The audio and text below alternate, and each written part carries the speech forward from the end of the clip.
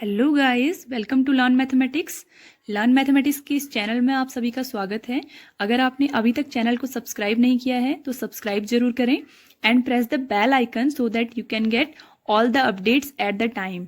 So here we are starting. In last video lecture we have discussed about the cofactors and the minus, and now we are using this cofactor and minus to determine the value of this determinant. Okay, इस determinant की पूरी value हम cofactor and element दो चीज़ों को use करके कैसे निकाल सकते हैं। देखो, फर्स्ट मेथड तो है directly find the value of whole determinant by expansion. आप एक्सपेंशन करिए a11 into this rows and columns को क्रॉस करिए, then solve this, then a21, then solve this, then a31, then solve this. ठीक है, ये कर सकते हैं। Otherwise you can use using cofactor and elements. ठीक है, ये सेम चीज है जैसे आप लोग एक्सपेंड करते थे, बिल्कुल वैसा ही है।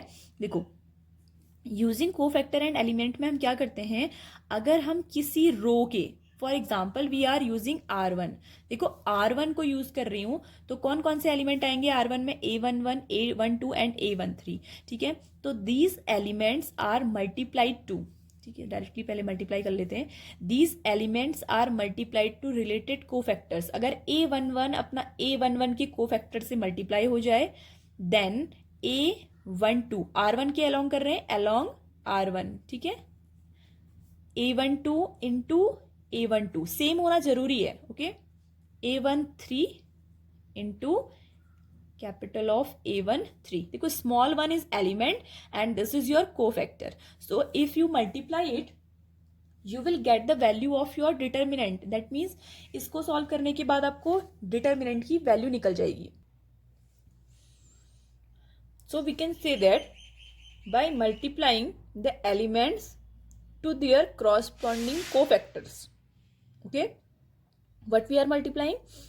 To elements to their corresponding cofactors we can find the value of determinants। ठीक है, हमारी डिटर्मिनेंट की वैल्यू निकल जाएगी। फॉर एग्जाम्पल, आपको क्वेश्चन दिया हुआ है that expand along second row, what you will do?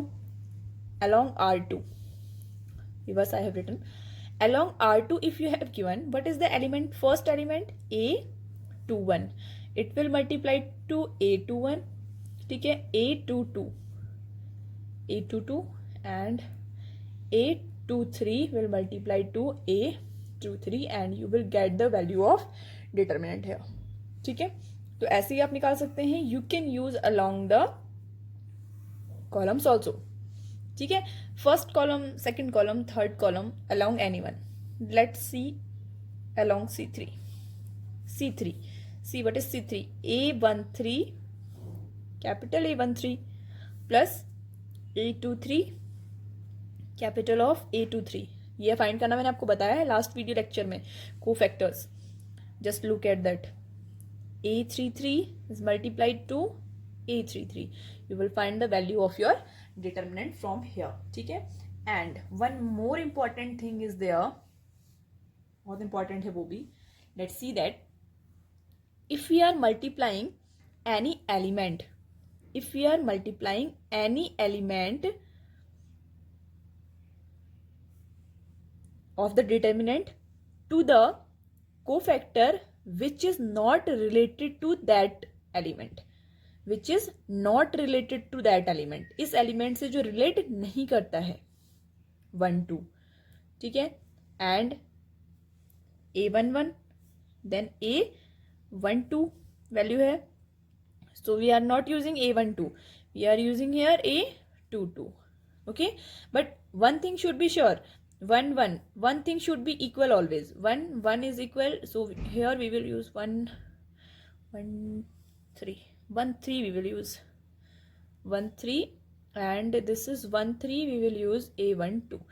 this will always give you a 0 as a result।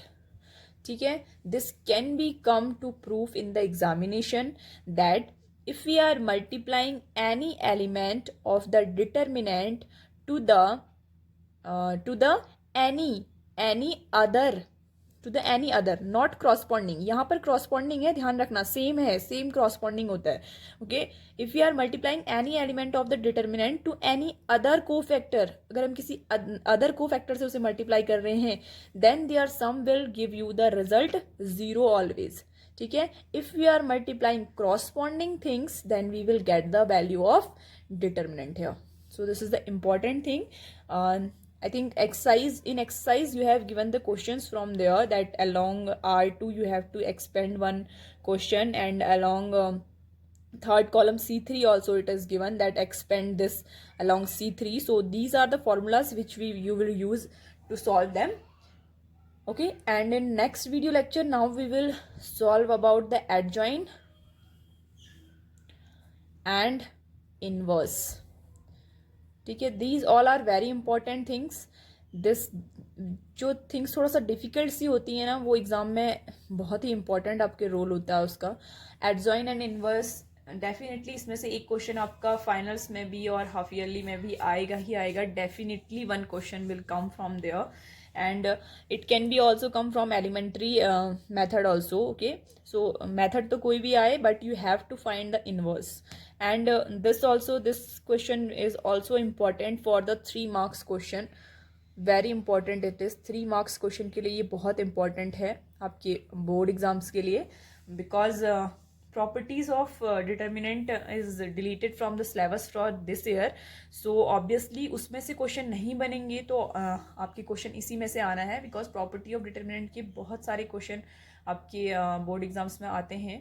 हमेशा उसमें से क्वेश्चन डेफिनेट होता है एक question, but now this is deleted, so some rest question will come from there. Okay, if you like the channel please subscribe it.